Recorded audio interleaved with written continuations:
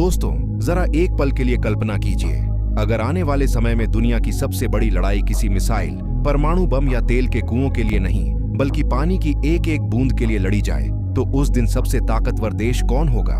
वह जिसके पास सबसे बड़ी सेना होगी या वह जिसके पास सबसे ज्यादा मीठा पानी होगा? वर्षों से वैज्ञानिक और रणनीतिक विशेषज्ञ चेतावनी देते आए हैं कि 21वीं सदी का सबसे बड़ा संकट जल संकट हो सकता है। लेकिन इसी बीच भारत एक ऐसा सपना साकार करने की दिशा में काम कर रहा है जिसने पूरी दुनिया का ध्यान अपनी ओर खींच लिया है। सोचिए, एक ऐसा देश जहां एक तरफ हर साल बाढ़ लाखों लोगों की जिंदगी तबाह कर देती है और दूसरी तरफ करोड़ों लोग सूखे से जूझते हैं। एक तरफ खेत पानी में डूब जाते हैं तो दूसरी तरफ किसान पानी की कमी से अपनी फसल बचाने के लिए आसमान की ओर टकटकी लगाए रहते हैं। सवाल यह है कि क्या इस विरोधाभास का कोई स्थायी समाधान हो सकता है? क्या ऐसा संभव है कि बाढ़ वाले इलाकों का अतिरिक्त पानी सूखे क्षेत्रों तक पहुंचा दिया जाए? यही वह विचार है जिसने भारत के नेशनल रिवर लिंकिंग प्रोजेक्ट को जन्म दिया। यह सिर्फ एक इंफ्रास्ट्रक्चर प्रोजेक्ट नहीं, बल्कि एक ऐसा विजन है जिसका उद्देश्य देश के अलग अलग जल संसाधनों का बेहतर प्रबंधन करना है। कल्पना कीजिए कि उत्तर और पूर्व भारत की वे नदियां जिनमें मानसून के दौरान भारी मात्रा में पानी बहता है, उसी अतिरिक्त पानी का एक हिस्सा उन इलाकों तक पहुंचे जहां वर्षों से सूखा लोगों की किस्मत बन चुका है। सुनने में यह जितना आसान लगता है, जमीन पर इसे लागू करना उतना ही कठिन है। इसमें विशाल नहरें, बैराज, सुरंगें, पंपिंग सिस्टम, पर्यावरणीय अध्ययन, राज्यों के बीच सहमति और हजारों इंजीनियरों की वर्षों की मेहनत शामिल है। यही वजह है कि इसे दुनिया की सबसे महत्वाकांक्षी जल प्रबंधन योजनाओं में गिना जाता है। दोस्तों, भारत की भौगोलिक स्थिति अपने आप में अनोखी है। ब्रह्मपुत्र और गंगा जैसी नदियां मानसून में प्रचंड रूप ले लेती हैं। असम और बिहार जैसे राज्यों में हर साल बाढ़ से जान माल का भारी नुकसान होता है। वहीं बुंदेलखंड, मराठवाड़ा, विदर्भ और राजस्थान के कई हिस्से ऐसे हैं जहां लोग बूंद बूंद पानी के लिए संघर्ष करते हैं। यही असमानता इस परियोजना की सबसे बड़ी प्रेरणा है। अगर अतिरिक्त जल का वैज्ञानिक और संतुलित उपयोग हो सके तो बाढ़ का असर कम करने और सूखे क्षेत्रों को राहत देने में मदद मिल सकती है। लेकिन दोस्तों, यहाँ एक बात समझना बेहद जरूरी है। ये कोई जादुई समाधान नहीं है कि आज योजना बनी और कल पूरे देश की तस्वीर बदल गई। ये दशकों तक चलने वाला एक विशाल मिशन है जिसमें तकनीकी, आर्थिक, पर्यावरणीय और सामाजिक सभी तरह की चुनौतियां मौजूद हैं। फिर भी जिस स्तर पर भारत आज जल संसाधनों के बेहतर उपयोग पर काम कर रहा है, उसने दुनिया का ध्यान जरूर आकर्षित किया है। अब जरा चीन की तरफ नजर डालिए। चीन ने अपने यहाँ कई विशाल बांध बनाए हैं और तिब्बत से निकलने वाली नदियों पर उसकी परियोजनाओं को लेकर भारत सहित कई देशों में समय समय पर चिंताएं जताई जाती रही हैं। ऐसे में भारत के लिए अपने जल संसाधनों का बेहतर प्रबंधन सिर्फ विकास का नहीं, बल्कि दीर्घकालिक जल सुरक्षा का भी सवाल बन जाता है। यही कारण है कि देश के भीतर जल भंडारण, नदी प्रबंधन, सिंचाई नेटवर्क और रेन वाटर हार्वेस्टिंग जैसी योजनाओं पर लगातार जोर दिया जा रहा है। दोस्तों, इस पूरे विजन का सबसे चर्चित उदाहरण केन बेतवा लिंक प्रोजेक्ट है। मध्य प्रदेश और उत्तर प्रदेश को जोड़ने वाली इस परियोजना का उद्देश्य बुंदेलखंड जैसे जल संकट से प्रभावित क्षेत्र को राहत देना है। उम्मीद की जाती है कि इससे सिंचाई क्षमता बढ़ेगी, पेयजल उपलब्धता में सुधार होगा और स्थानीय विकास को गति मिलेगी। हालांकि इसके साथ पर्यावरणीय प्रभावों पर भी बहस जारी है, क्योंकि परियोजना के कुछ हिस्सों का असर संरक्षित वन क्षेत्रों पर पड़ सकता है। यही वजह है कि विकास और पर्यावरण के बीच संतुलन बनाना इस तरह की योजनाओं की सबसे बड़ी परीक्षा है। दोस्तों, दुनिया के कई विकसित देशों ने अपनी नदियों का प्रबंधन किया है, लेकिन भारत की चुनौती उनसे कहीं बड़ी है, क्योंकि यहाँ आबादी भी विशाल है, जलवायु भी विविध है और भौगोलिक परिस्थितियां भी बेहद जटिल हैं। ऐसे में अगर भारत इस दिशा में सफल मॉडल विकसित करता है तो आने वाले वर्षों में यह दुनिया के लिए एक महत्वपूर्ण उदाहरण बन सकता है। लेकिन क्या यह आसान होगा? बिल्कुल नहीं। हजारों किलोमीटर लंबी नहरें, अत्याधुनिक पंपिंग सिस्टम, आधुनिक सर्वे तकनीक, अरबों रुपए का निवेश और राज्यों के बीच तालमेल, इन सब के बिना यह सपना पूरा नहीं हो सकता। यही वजह है कि यह सिर्फ इंजीनियरिंग नहीं, बल्कि राष्ट्रीय स्तर की रणनीतिक योजना मानी जाती है। अब सोचिए, अगर भविष्य में भारत अपने जल संसाधनों का अधिक कुशल प्रबंधन करने में सफल होता है तो इसका असर सिर्फ खेती तक सीमित नहीं रहेगा। उद्योग, बिजली उत्पादन, पेयजल, ग्रामीण विकास और आर्थिक गतिविधियों तक इसका प्रभाव दिखाई दे सकता है। यही कारण है कि इस परियोजना को लेकर इतनी चर्चा होती है। लेकिन सबसे बड़ा सवाल अभी भी बाकी है। क्या इतनी विशाल योजना वास्तव में भारत की तस्वीर बदल सकती है? क्या इसके फायदे इसकी चुनौतियों से ज्यादा होंगे? और क्या पर्यावरण तथा विकास के बीच सही संतुलन बनाया जा सकेगा? इन सभी सवालों के जवाब आपको इस वीडियो के अगले भाग में मिलेंगे, जहां हम बात करेंगे राजस्थान की इंदिरा गांधी नहर, तेलंगाना के कालेश्वरम प्रोजेक्ट, आधुनिक भारतीय इंजीनियरिंग, पर्यावरणीय विवाद, राज्यों के जल विवाद और उस भविष्य की जिसमें भारत की जल नीति दुनिया के लिए मिसाल बन सकती है।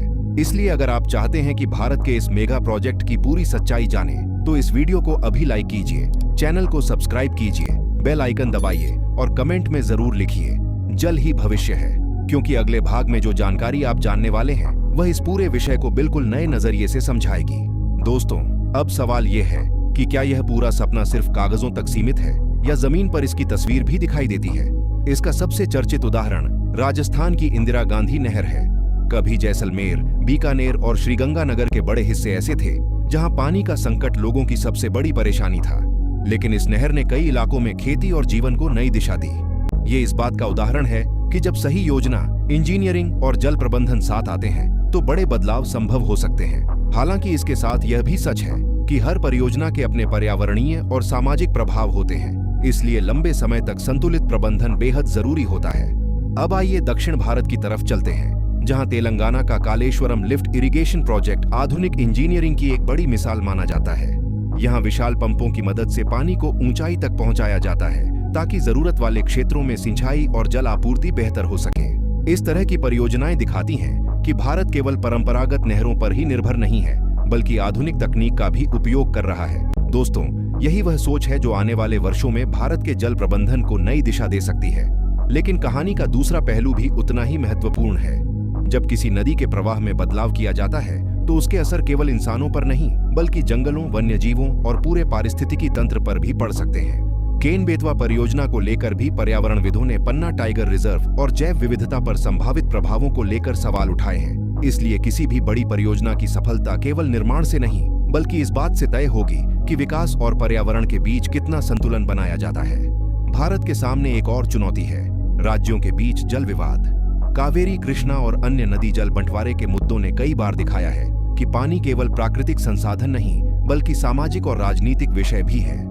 ऐसे में यदि भविष्य में व्यापक स्तर पर नदी जोड़ने की योजनाएं आगे बढ़ती हैं, तो राज्यों के बीच विश्वास, वैज्ञानिक आंकड़ों और पारदर्शी नीति की भूमिका सबसे महत्वपूर्ण होगी। दोस्तों, अगर भारत जल संरक्षण, वर्षा जल संचयन, भूजल पुनर्भरण, आधुनिक सिंचाई तकनीक और नदी प्रबंधन को साथ लेकर चलता है, तो देश जल सुरक्षा के क्षेत्र में बड़ी उपलब्धियां हासिल कर सकता है। केवल नदियों को जोड़ देना पर्याप्त नहीं होगा। हर गांव में तालाब, हर शहर में वर्षा जल संचयन और हर खेत में पानी की बचत करने वाली तकनीक भी उतनी ही जरूरी होगी। यही वह हाइब्रिड मॉडल है जिसकी चर्चा आज कई विशेषज्ञ करते हैं। अब जरा भविष्य की तस्वीर की कल्पना कीजिए।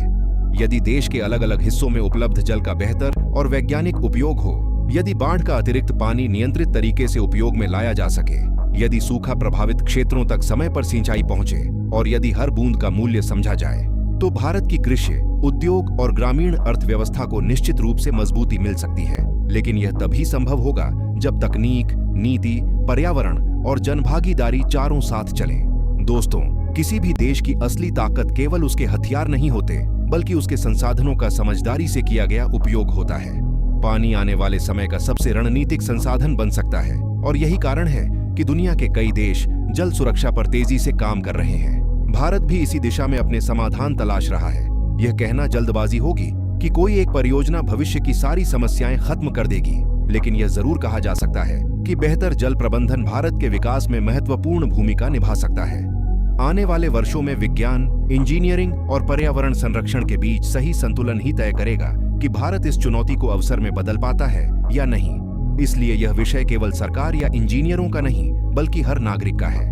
अगर हम घर घर पानी बचाएं, वर्षा जल संचयन अपनाएं, नदियों को प्रदूषित होने से रोकें और जल संरक्षण को अपनी आदत बना लें, तो किसी भी मेगा प्रोजेक्ट की सफलता कई गुना बढ़ सकती है।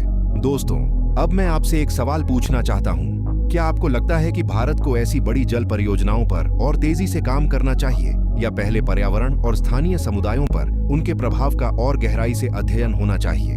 अपनी राय कमेंट बॉक्स में जरूर लिखिए, क्योंकि आपकी सोच इस चर्चा को और सार्थक बना सकती है। अगर आपको यह जानकारी ज्ञानवर्धक लगी हो तो वीडियो को लाइक करें, अपने दोस्तों और परिवार के साथ शेयर करें, ताकि ज्यादा से ज्यादा लोग जल संरक्षण और भारत की जल नीति के महत्व को समझ सकें। चैनल को सब्सक्राइब करना बिल्कुल मत भूलिए, क्योंकि यहाँ आपको इसी तरह देश, विज्ञान, टेक्नोलॉजी और दुनिया से जुड़े बड़े विषयों की गहराई से जानकारी मिलती रहेगी। मिलते हैं अगली दमदार वीडियो में। तब तक के लिए अपना ख्याल रखिए। जय हिंद, जय भारत।